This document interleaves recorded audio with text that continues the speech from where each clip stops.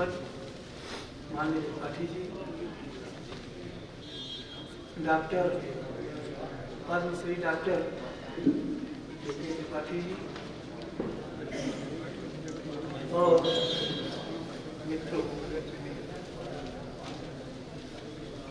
पंडित जी को मध्यकालीन काल में बहुत प्रिय, अक्सर वो दुख प्रकट करते थे कि मध्यकालीन काल में काम कम हो रहा है, इसको पढ़ाने में किसी की रुचि नहीं है, इस पर काम हो रहा है। मध्यकालीन कक्षा क्या थी और किस पर हम चर्चा करेंगे? 3 दिन। लोक और शास्त्र के बीच में एक द्वंद्व था। सांस्कृतिक पुनर्जागरण का वो समय था, और सांस्कृतिक पुनर्जागरण होता है तो उत्तर से दक्षिण, पूर्व से पश्चिम, पूरे भारत में होता है। कबीर साहब काशी में ही रहते थे। लोक और शास्त्र के बीच में क्या अंतर होता है, इस पर एक रचना होता था। एक बहुत बड़े शास्त्री आचार्य महापंडित थे काशी में, और दिग्विजयी थे वो शास्त्रार्थ में। पूरे देश को उन्होंने साथ में पराजित किया था। दक्षिण में आचार्यों को पराजित करके वो काशी लौटे। तब अपनी माँ से उन्होंने कहा कि तुम्हारा बेटा अब सर्वानंद नहीं, सर्वजीत हो गया, सबको उसने पराजित कर दिया। माँ ने कहा कि बेटा, यही काशी में कबीर साहब रहते हैं, उनको पराजित करने का लिखित प्रमाण लाओ तो मैं भी तुमको सर्वजीत मानूं। यही लहरतारा पर रहते हैं, तुम चले जाओ।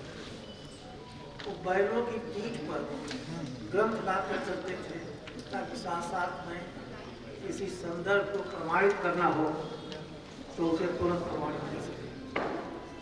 तो 2 बैलों की पीठ पर ग्रंथ लाकर वो पहुंचे लहरावीर ने लहरतारा, और लहरतारा में उन्होंने देखा कबीरा तेरी झोपड़ी मूल कट्टों के पास, तमाम मांस की दुकानें। शास्त्री जी किसी प्रकार का नाक बंद करके गली में घुस गए। उस गली के अंत में एक लड़की पानी भर रही थी कुएं पर। उन्होंने पूछा, कबीर साहब का घर किधर है? लड़की ने पहले इनको देखा, बैलों को देखा, ग्रंथों को देखा, फिर कहा कबीरा का घर शिखर पर, जहाँ सनहली गए पाँव न टिके पंडित डाले गए। कबीर साहब का घर तो ऐसे शिखर पर है जहाँ जाने का रास्ता इतना सनाला, इतना काई भरा है कि चींटी के पाँव में फिसल जाते हैं पहुँचने में। इस मूर्ख पंडित को देखो, ग्रंथों को बैठ के पीठ पर लाद कर वहाँ अहंकार को ठेस पहुंची। लड़की से उत्तर नहीं मिला, आगे बढ़े। उन्होंने बताया वो कबीर साहब का था। गए तो देखा अनपढ़ व्यक्ति चरखा चला रहा है, खड़े से ही काम नहीं। अच्छा, आपको नहीं दिखा? कुछ मजदूर टाइप के लोग उसके सामने बैठे। बोलना कह रहे, इस आदमी से भी शास्त्रार्थ करना होगा। खैर, अपना परिचय दिया, आने का कारण बताया, तो कहा मैं तुमसे शास्त्रार्थ करने आया। कबीर साहब ने कहा कि ये क्या होता है, शास्त्रार्थ क्या होता है? मैं कुछ नहीं जानता। तो मैं प्रश्न करूंगा तुम उत्तर दोगे, तुम प्रश्न करोगे मैं उत्तर दूंगा। जो निरुत्तर कर देगा तो विजयी होगा।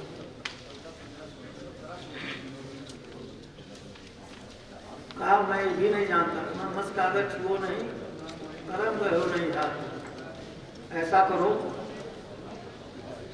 तुम अपनी विजय मान लो, मैंने अपनी पराजय स्वीकार कर लिया। लेकिन तुम कबीर से कहा, कबीर साहब ने कहा ये भी मैं नहीं जानता, लिखना नहीं जानता। तुम ऐसा करो कि अपने लिख लो, मैं जो जानता हूं वो इस पर अंकित कर दूंगा। लिख लिया कि कबीर साहब आज पराजित हुए। कबीर के सामने कागज बढ़ाया, कबीर ने उसको शून्य लिख दिया। वापस देख लिया। माँ के पास जब मुझे कहा देखो ये प्रमाण, कबीर साहब शून्य हैं, शून्य लिख दिया, उन्होंने पराजय स्वीकार कर ली। उन्होंने कहा तुम तो कबीर साहब पास गए ही नहीं थे, वहां शून्य होकर ही जाया जा सकता है। कबीर साहब ने ये लिखा है, तुम वहां विद्या लेकर गए थे, अहंकार लेकर गए थे, बैल लेकर गए थे, ग्रंथ लेकर गए थे। कबीर साहब से नहीं मिलते, शून्य होकर वहां जाओगे तब प्राप्त करोगे। दौड़ा हुआ आया, कबीर के पैरों पर गिरा। कबीर ने कहा तुम सूरत गोपाल हो गए। कबीर साहब की मृत्यु के बाद सूरत गोपाल ही कबीर मठ के पहले अध्यक्ष थे। तो ये शास्त्र और लोक का संवाद था। शास्त्र पंडित जी के साथ था और लोक कबीर के साथ। ऐसे ही तुलसीदास का शास्त्रज्ञों ने कितना विरोध किया, इसी काशी में बहुत ज्यादा विरोध किया। तुलसीदास को भी कहना पड़ा, धूप कहो, रजपूत कहो,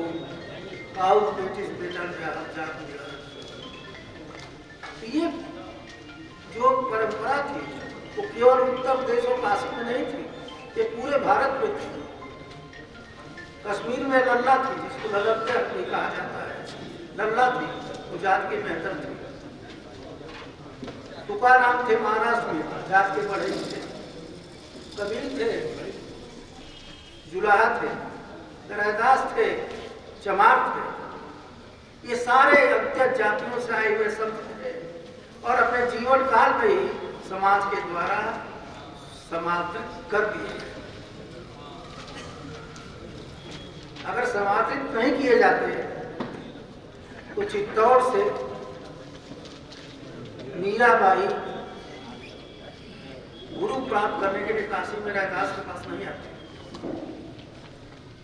गुरु मिल लो रैदास जी, रैदास जी जैसा गुरु मिल गया।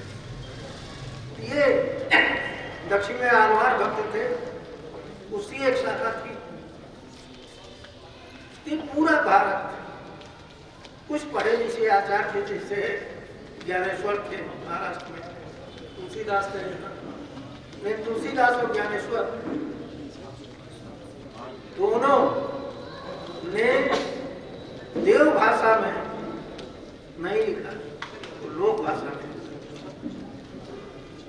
अवधी में लिखा और मराठी में लिखा। ज्ञानेश्वर ने कहा कि मराठी में तो मैंने लिख दिया, सारे प्रांत में ज्ञान से सिद्ध हो गई। उम्र है नहीं, रोग है नहीं, मेरा काम खत्म हो गया, अब मैं क्या करूँगा। मेरे शिष्यों को आदेश दिया उन्होंने, ये कक्ष का निर्माण करो।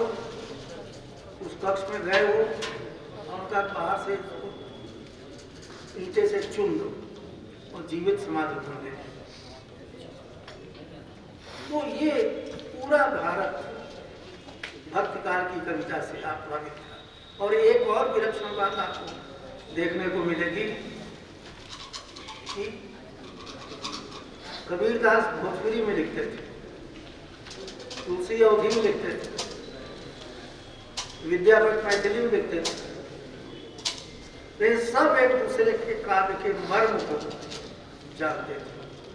कारण ये था सबका मर्म एक, उसी एक मर्म की कविता है मध्यकालीन कविता। और उस मर्म को उद्घाटित करने के लिए देश भर के विद्वान यहाँ हैं और 3 दिन इस पर विचार विमर्श होगा, उस मर्म का उद्घाटन होगा। आप सबका